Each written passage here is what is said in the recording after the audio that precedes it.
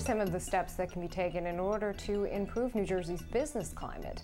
I'm Jill Horner. This is Comcast Local Edition. With me this hour is New Jersey State Senator Jeff Van Drew of the 1st Legislative District. Thanks so much for being with us. Always good to be with you.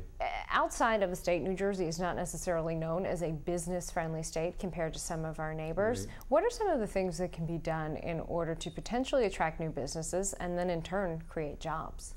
We have to be very serious about this. This is our future. It's the jobs that we are going to create. It's going to be the ability of our children and grandchildren to stay here in the state of New Jersey.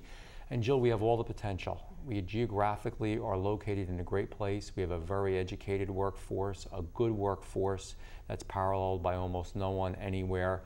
We're in the right position, the right place, the right people, so we have to create the right climate for it. And I believe that's done by really incentivizing business. And in certain ways, I think we need to look at this from multiple aspects.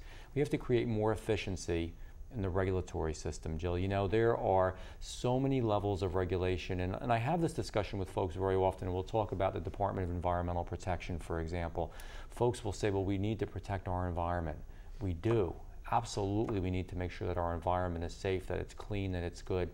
But necessarily having more bureaucracy and more red tape, and businesses not understanding what it is they have to do to reach the finish line, to reach their goals, doesn't create a better environment. It just creates a worse business climate. So then what in turn can happen to strike this, what you feel would be a more appropriate balance between, in this example, protecting our environment and keeping the quality of life that goes along with a clean environment, and still attracting new businesses and supporting the ones that already exist? We have to create more efficiency in the system, and I think the comptroller should be mandated to do that, and I'll give you an example of that very specifically.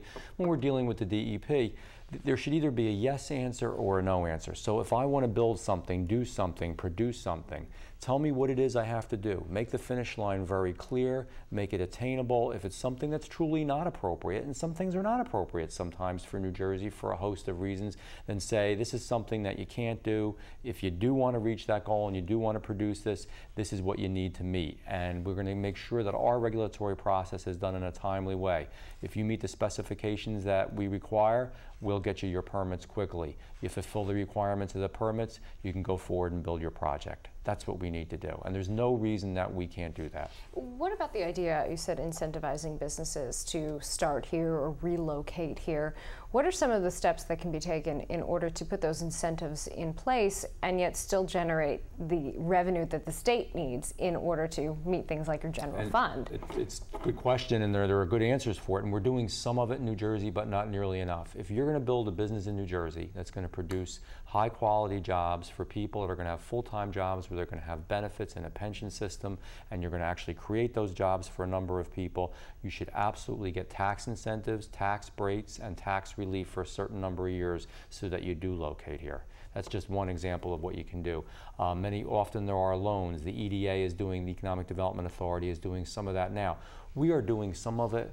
We need to do more of it. We need to relax and reform the regulatory system where appropriate, not relax standards for the environment, not relax standards for the workforce. We still need to make sure that we're safe and healthy, but to make sure that businesses really know what they need to do. I hear it every day from good business people who really do want to do the right thing. They almost don't know what to do, and they get so frustrated and they're so tangled up in red tape they can't get it done.